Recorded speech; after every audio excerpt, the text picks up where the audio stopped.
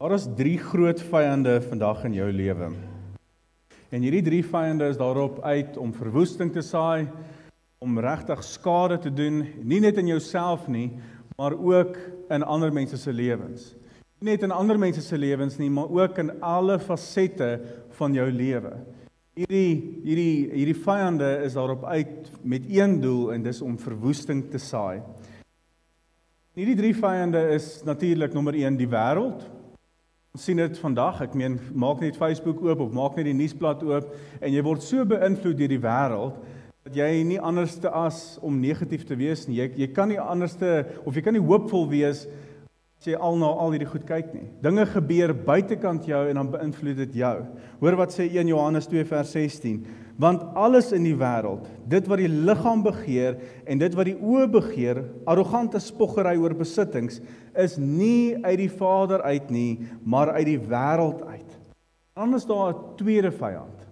Dit is die vlees. Galasiërs 5 vers 17. Want die vlees begeer teen die gees en die gees begeer teen die vlees. Die twee opponeer met mekaar. Dis daardie binneste oorlog. Ek dink meeste van ons wat hier so sit vanmôre, as dit nie almal van ons is nie, het daardie vyand binne in ons. Daardie oorlog wat geveg word binne in ons. Daardie stemmetjie wat sê nee, jy kan nie, of jy kan nie met hierdie sonde klaarkom nie, of jy kan nie dit doen nie, of jy kan nie nader aan U beweeg nie, of die skande wat in jou verlede is, wat heeltyd opkom, dis daai innerlike geveg binne in jou. En natuurlik die derde vyand is die duiwel, wat teen jou is. Efesiërs 6 vers 12, die eerste gedeelte, die boodskapvertaling sê, dis nie 'n oorlog teen gewone mense nie. Ons moet teen onsigbare geestelike magte van Satan veg. Hulle hou hulle sterk hier op aarde en doen bose dinge, maar kom eintlik van oral af. Ongelukkig is die harde realiteit vanmôre dat ons grootste vyand is nie die wêreld nie. En ons grootste vyand is ook nie die duiwel nie, is ook nie Satan nie. Hou net so 'n bietjie vas voordat jy my kruisig. Die grootste vyand wat ons vandag kry in ons lewens, en ons gaan oor die maand gaan ons gesels oor hierdie vyande, al 3 van hulle, maar die grootste een en die belangrikste een van almal, wat eintlik die wortel is van alles, is die vyand jouself. Die vyand jouself, want dit is die beginpunt van alles. Dis hoekom God ons waarsku in Spreuke 4 vers 23. Hy sê bewaak jou hart meer as alles wat bewaar moet word, want daaruit is die oorspronge van die lewe. Dit begin binne, dit begin nie buitekant nie, dit begin binne. Dis waar die oorlog is. Jy kan daarmee wegkom om vir die wêreld jou hart weg te steek. Jy kan dink jy kan jou hart wegsteek van God af, maar voordat jy weet, kom dit uit in jou woorde, in jou dade, in jou besluite, die manier hoe jy leef. Dit is altyd sigbaar. Jy kan dink jy kan dit wegsteek, maar dit wat in die hart ingaan, gaan op die ou end uitkom en mense gaan dit raak sien. Nie eers te praat van God nie. Dit wat in jou hart is, gaan jou lewe bepaal. Spreuke 27 vers 19 sê, soos jou gesig weerkaats in water, so wys iemand se hart wat in hom aangaan. So 'n eenvoudige hart wat gefokus en gevul is op God, is 'n hart wat gaan bly staan. 'n Hart wat weg is van God, wat leeg is van God se gees, is 'n hart wat ewig op soek is na iets. Ek sê dit weer, ewig op soek is na iets. Hulle jaag net na die volgende ding, want hulle kry nie daardie vervulling wat net deur God vervul kan word nie. God se gees, vol met sinneloosheid en betekenlose dinge. Ons noem hierdie soort lewe 'n selfverwoestende leefwyse. Die Engelse sal sê self-destruction. Nou ek en jy het al met mense doen gehad wat jy ooglopend kan sien op 'n self-destruction pad is. Die manier hoe hulle leef, die manier hoe hulle net nie meer gepla is oor God se woord nie, hoe hulle losbandig lewe, jy sien sommer hoe hierdie pad en hoe hierdie lewe gaan self-destruct. Daar's 'n paar wapens van selfverwoesting wat baie keer in ons lewens voorkom. Heel eerste een is skande of skaamte. Skande wat gebeur, of jy skaam oor dit wat in die verlede gebeur het, sonde wat daar is, en die vyand kom klop kort aan jou deur en sê, nee. Ek kan nie 'n kind van God wees nie. Kyk wat het jy gedoen in jou verlede. Hoe het jy gelewe? Hoe ver van God af was jy gewees?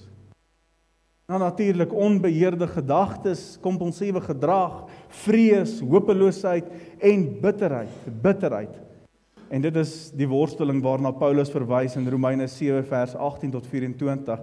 So is in jou blaadjies, jy kan saam met my lees, en dit sal ook op die skerms wees. Maar kom ons lees wat sê Paulus. Hierdie uit 'n innerlike worsteling wat hy met homself hierso het. En julle sal sien hoe hy oor hierdie twee hoofstukke, hoofstuk 7 en hoofstuk 8, eintlik hierdie worsteling uitredeneer by homself. Romeine 7 vers 18. Ek weet immers dat die goeie nie in my woon nie, nie in my sondige aard nie. Daar is by my wel die wil om die goeie te doen, maar ek doen dit nie. Die goeie wat ek wil doen, doen ek nie. Maar die slegte wat ek nie wil doen nie, dit doen ek, sê hy. Hiereens daai innerlike geveg wat plaasvind. Hy sê, en as ek nou doen wat ek nie wil doen nie, dan is dit nie meer ek wat dit doen nie, maar die sonde wat in my woon. So vind ek dan hierdie wet in my. Ek wil die goeie doen, maar al wat ek doen is die slegte. Diep in my wese vind ek vreugde in die wet van God, maar ek vind in my doen en late 'n ander wet, wat stryd voer teen die wet van my gees. Dit maak my 'n gevangene van die wet van die sonde, wat in my doen en late aan die werk is. Dan sê hy, ek elendige mens, wie sal my van hierdie doodsbestaan verlos? Wie sal my verlos van hierdie innerlike geveg wat ek het met myself? Dan sê hy die antwoord, hy sê, God die dank. Hy doen dit deur Jesus Christus, ons Here. So is dit dus met my gesteld. Met my gees dien ek die wet van God, maar in my doen en late die wet van my sonde. Met ander woorde, Paulus sê, ek wil so graag die goeie doen. Ek wil naby die Here leef. Ek wil uitnemend leef. Ek wil nie sondig nie. Maar kort kry ek myself op 'n plek waar ek sondig. Kort is ek op 'n plek waar ek weg is van God. Ek glo baie van ons wat hier so sit vanmôre nogal relate, soos die Engels sê met hierdie gedeelte. Nogal relate met Paulus se worsteling. Hoeveel van ons, die meeste van ons wat hier so sit, die beste intensies, die beste begeerte, die beste behoefte wat daar is, naby aan God te leef. Jy vanmôre hier so sit en jy sê, ag nee, wat ek wil nie naby aan God leef nie, maak jy 'n groot fout. Jy sit jy het juis gekom, jy kom nie vir my nie, kom nie vir die kerk nie, kom nie vir die gebou nie, kom nie vir die musiek nie, jy kom om nader aan God te kom. Dis die enigste doel.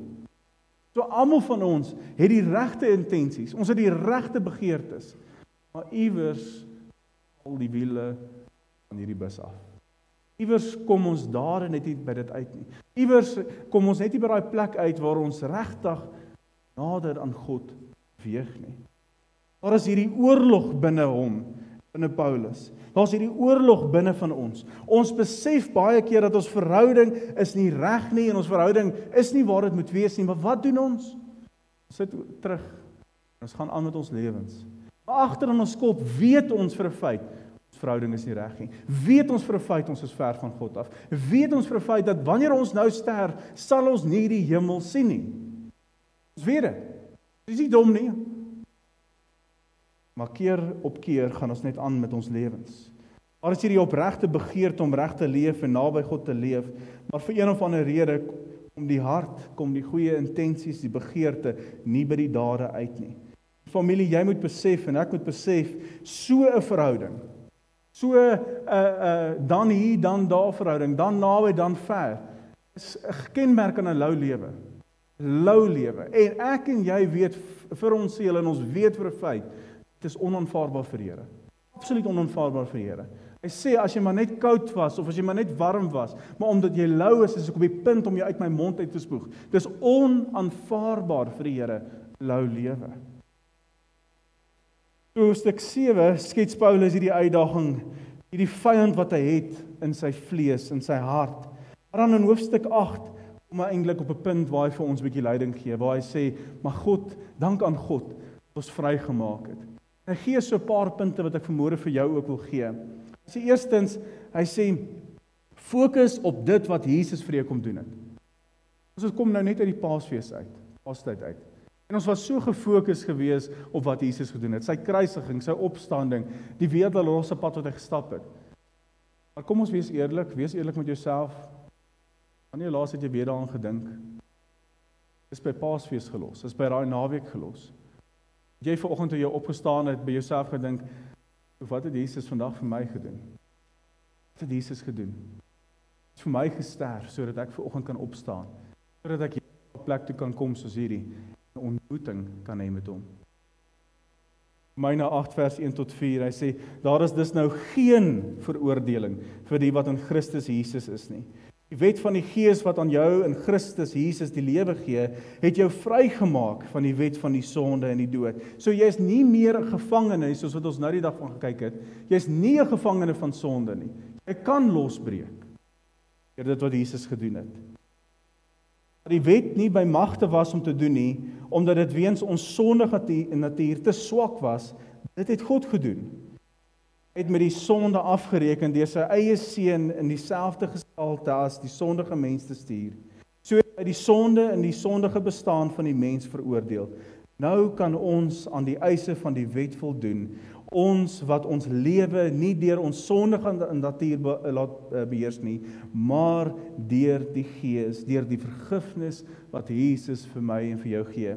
Was lank terug was hierdie, baie jare terug was daar hierdie dokter gewees, en hy was regtig baie bekend gewees vir sy gasvryheid, net die mooi gesindheid wat hy gehad het teenoor almal.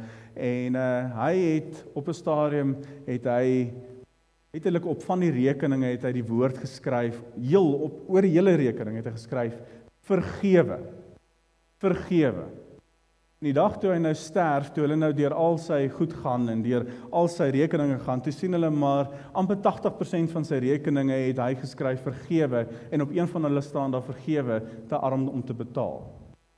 En hierdie vrou van hom het toe besluit, nee, ek soek wat my man voor gewerk het, en sy het toe hierdie mense gedagvaar, al hierdie pasiënte gedagvaar, en sy het by die hof uitgekom, en die regter sê toe vir haar, mevrou, hierdie woord vergewe, op hierdie rekeninge staan, is dit in jou man se handskrif, so vet en rooi geskryf? Sy sê, ja, dit is, maar hy het nie geweet wat hy doen nie.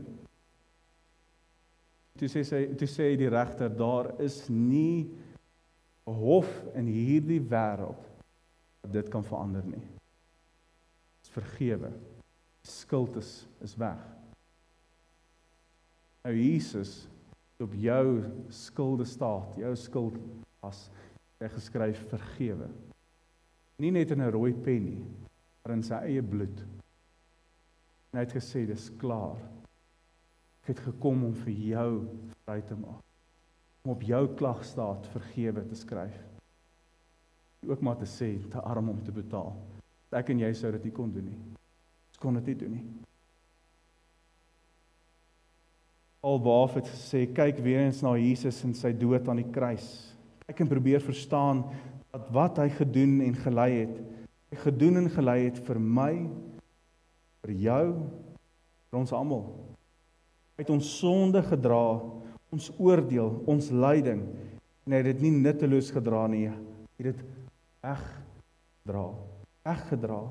Efesiërs 1 vers 7, deur die bloed van sy seun is ons verlos, klagstatus geskryf vergewe, en is ons oortreding vergewe, kragtens die ryke genade van God.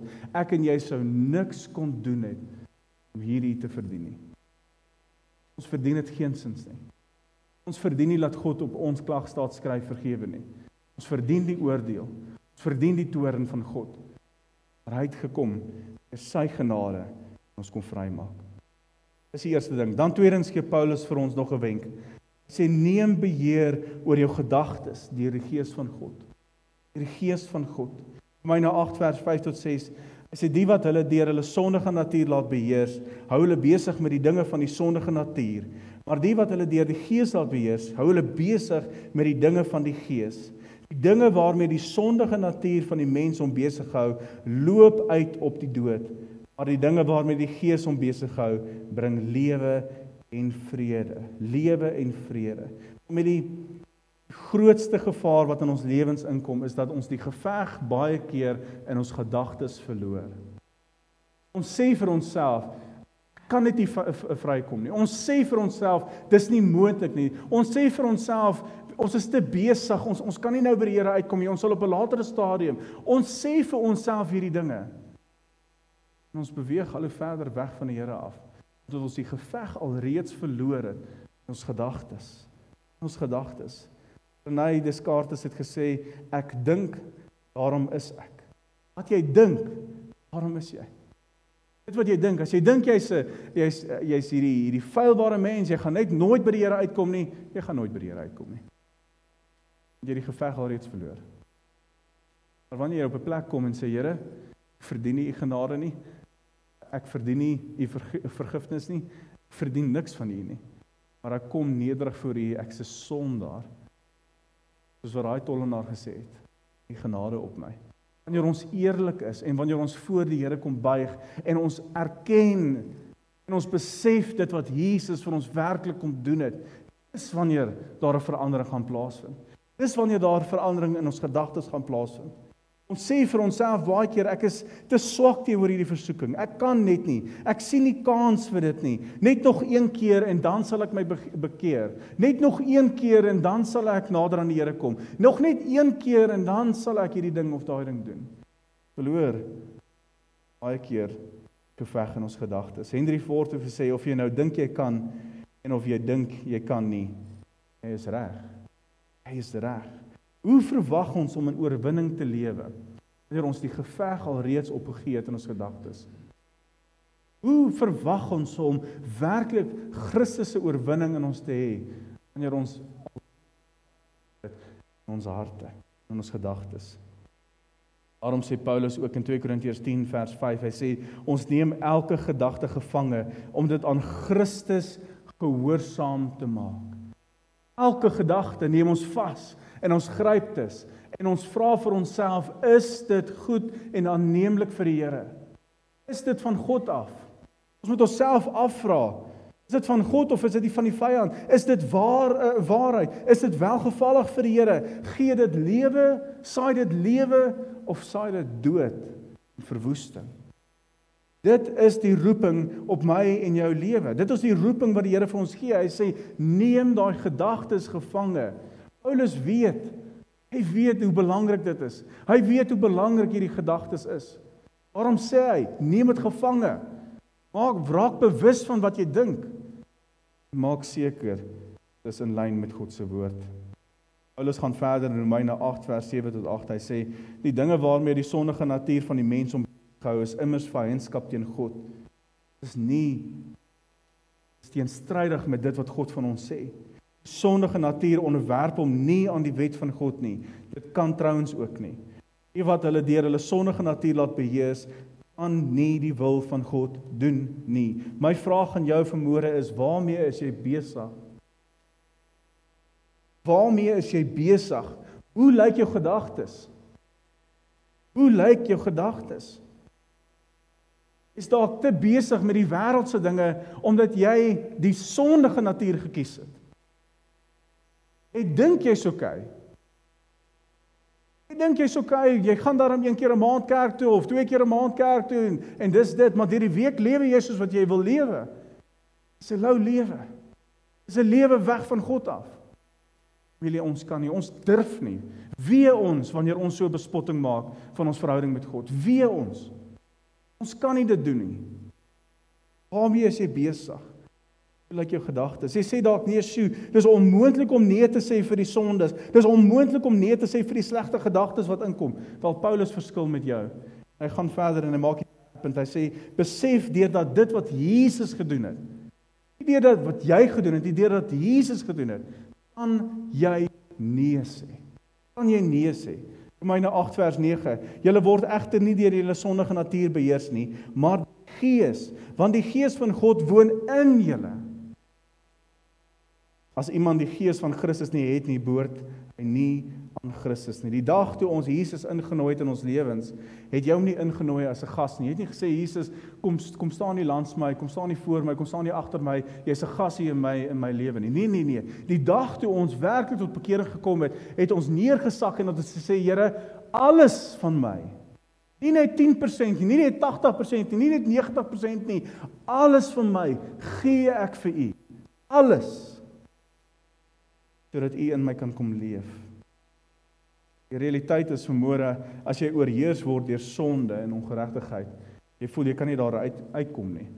Ek vir jou vra, wie het jou hart? Dis nie Christus nie. Wie het jou hart? Ook is dit 'n vraag wat jy jouself moet vra vandag. Wie het my hart? Wie het my hart? Romeine 8 vers 12 sê, daarom dan my broers en susters, is dit noodsaaklik dat ons die druk van ons sondige natuur sal weerstaan en nie daarvolgens sal lewe nie. Bedoelend, hy sê staan vas, sê nee, nie net met ons gedagtes vasgryp en gevange neem nie, hy sê, jy kan nou nee sê deur dit wat Jesus gedoen het. Jy is nie 'n gevangene in hierdie sonde nie. Jy is nie 'n gevangene van hierdie ongeregtigheid nie. Kan nou sê staan vas, staan regverdig en bly naby aan die Here en jy sal nee kan sê. Jy sal kan nee sê. En dan vierdens gee Paulus hierdie wenk, hy sê vrees het nie 'n bestaansreg wanneer jy gefokus is op Jesus nie. Romeine 8 vers 14 tot 16, hy sê almal wat hulle deur die Gees van God laat lei, is kinders van God. Die Gees wat aan julle gegee is, maak julle nie tot slawe nie en laat julle nie weer in vrees lewe nie. Nee, julle het die Gees ontvang wat julle tot kinders van God maak en wat ons tot God laat roep, Abba, beteken Vader. Hierdie Gees getuig saam met ons gees dat ons kinders van God is. 'n Praktiese voorbeeld hiervan, ek sê dit gisterand vir myself, as ons in 'n vreemde plek is of in 'n winkel is of Joshua voel so 'n bietjie onseker en hy weet nie waar hy is en hy weet nie wie is die mense nie, wat doen hy gewoonlik? Hy vat my of mamma se hand en hy hou hom al hoe stywer vas. Baie keer gaan ons deur vrees, ons gaan deur angs in ons lewens. Ons het nie die Vader se hand vas nie. As Joshua baie onseker voel, dan hou hy sy hand my hand al hoe stywer en stywer en stywer vas. En hoe druk hy dit? En hoe meer hy dit druk, hoe veiliger voel hy. Van jou vermoede. Hou jy nog die Here se hand vas? Hou jy hom nog styf vas? Matteus 1 vers 7 sê, God het ons tog nie 'n gees van vreesagtigheid gegee nie, maar van krag, liefde en selfbeheersing. In die week gesels ek met iemand, is so negatief en so morbied en is so gevul met vrees oor die toekoms van ons land en hierdie wêreld en wat Donald Trump doen en wat dit gaan beteken en al daai tipe van goed. Familie, as jy gaan oopmaak en jy gaan kyk daar buite, gaan jy gedompel word. Jy gaan heeltemal oorlaai word met vrees, onsekerheid ensovoorts. Wanneer jy gefokus is op God, jy weet dat hierdie is net 'n tydelike lewe. Daar is iets beters wat kom. Dan gaan die vrees verby. As jy gaan kyk in die wêreld, almal is angstig, almal is onseker, almal het vrees, almal het bekommernis, almal is verwar en verwilderd deur hierdie wêreld en deur hierdie samelewing. Terwyl God vir ons baie duidelik sê in sy woord, as jy hom gaan lees en as jy hom gaan oopmaak, hierdie is tydelik. Something better is coming. Die ewige lewe is op pad. Hoe verduidelik Paulus dit? Hy sê Romeine 8 vers 17 tot 18. Hy sê en omdat ons kinders is ons ook erfgename. Ons is erfgename van God, erfgename saam met Christus. Aangesien ons deel het aan sy lyding, sal ons ook deel hê aan sy heerlikheid. Ek is daarvan oortuig dat die lyding wat ons nou moet verduur, nie opweeg teen die heerlikheid wat God vir ons in die toekoms sal laat aanbreek nie. Martin Lloyd-Jones het gesê, ons lewe in hierdie wêreld is 'n voorbereiding vir die ewigheid, vir die ewige lewe. 'n Voorbereiding. 'n Vergelyking met dit wat God vir ons beplan. En dan laastens kom Paulus en hy gee vir ons hierdie wenk. Hy sê onthou altyd, God is goed en in beheer. God is, dis waar jy eintlik nou moes gesê het amen. God is goed en in beheer. Hy sê hy gee vir ons in daai gedeelte, gee vir ons 3 baie sterk punte. Hy sê, jy moet onthou dat die Gees tree in vir my en vir jou. Wat sê in Romeine 8 vers 27 tot 28? Hy sê, so kom die Gees ons oor ons swakheid tot hulp. Want ons weet nie mooi waarvoor ons behoort te bid nie. Ons kan word. Wat die harte deurgrond weet wat die bedoeling van ons gees is. Dat hy ons volgens die wil van God die heiliges intree. Die wil van God vir die heiliges intree. Gees tree in vir my, vir jou. Tweedens sê hy vir ons, God gebruik alles ten goeie. Hy gebruik daai seer, hy gebruik daai uitdagings, hy gebruik daai goed wat in jou lewe is, wat nie daar moet wees nie, daai moeilike goed, gebruik dit goeie. Alles gebruik hy.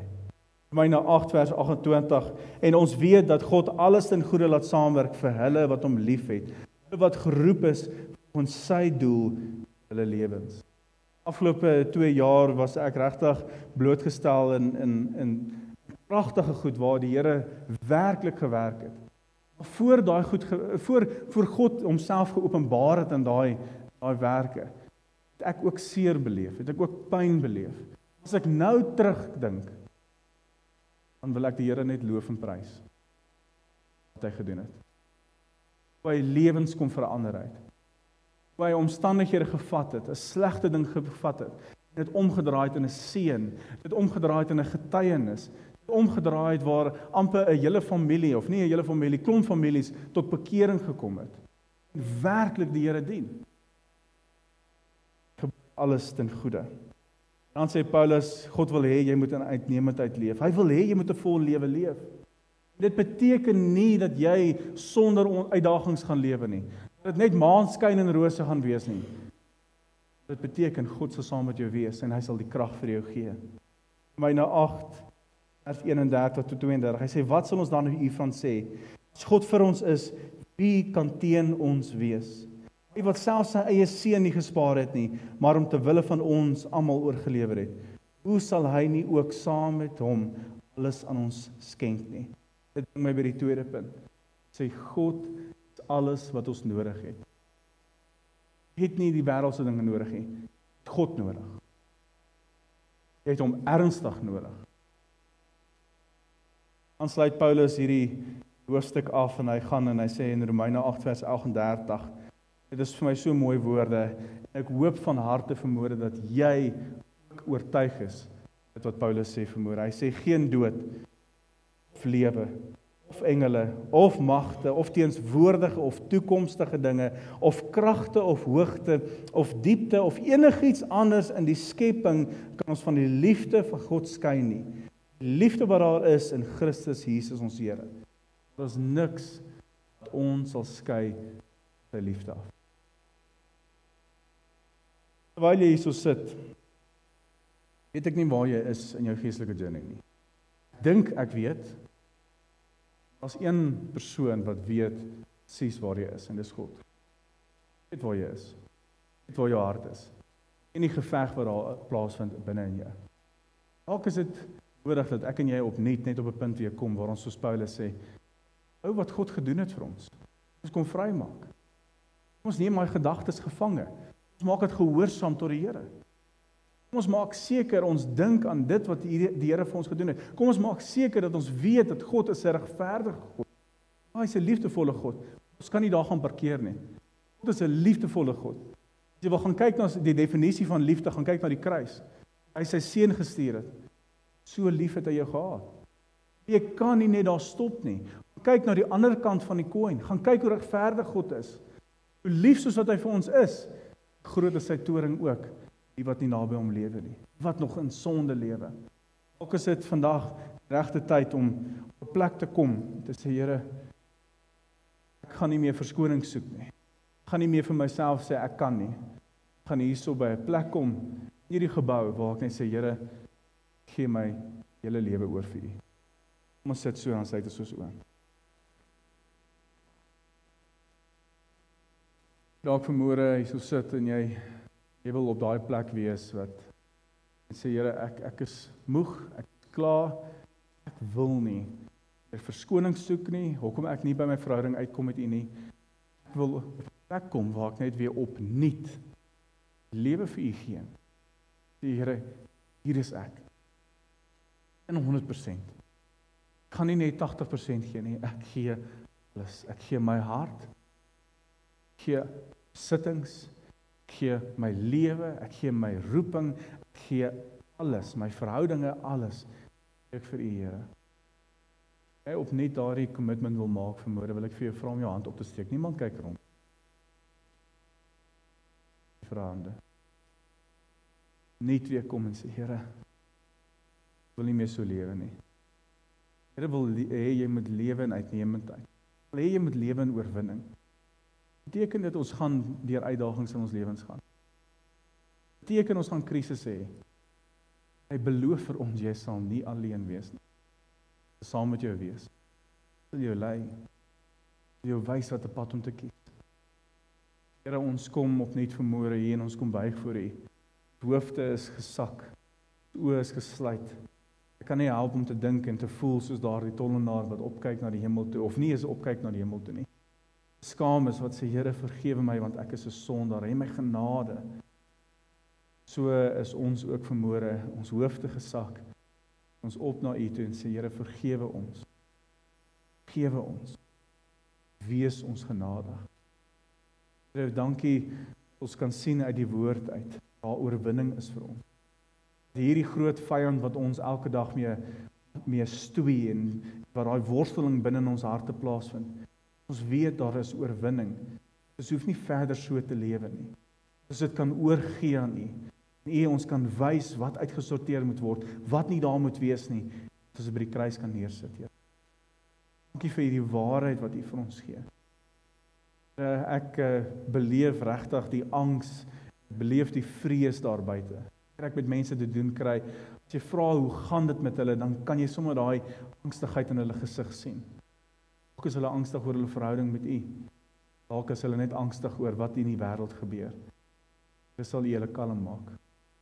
Wil U net weer eens vir hulle kom bevestig in hulle hart. U is nog steeds die een op die troon. U is die een wat opgestaan het uit die dood uit. Vir ons daardie oorwinning gee. Wil U daardie vrede vir ons gemeente ook gee. Ons familielede, ons geestelike familielede hierso kom gee. Wil U kom toerus met die krag. Sal U hulle kom lei, sal U vir hulle kom wysheid gee. Sal U hulle beskerm, Here. Beskerm hulle teen hulle self. Daai innerlike geveg plaasvind. Sê dankie vir commitment wat vanmôre ook hier was. Dankie vir daai hande wat opgegaan het. Ek wil U loof en prys daarvoor. Dankie dat daai persone ja gesê het. Daardie hartklop die in hulle harte deurkom doen. Vir U dankie. Mag U nou verheerlik word die week. Alles wat ons doen, woorde, besluite, die keuses, ons dade, alles wat ons doen, vir U verheerlik word daardeur. Vir U baie, baie dankie. En Here, ons is werklik so lief vir U. So lief vir U. Dankie vir al hierdie dinge. Dit als in die groot, die heilige naam van ons koning Jesus. Amen.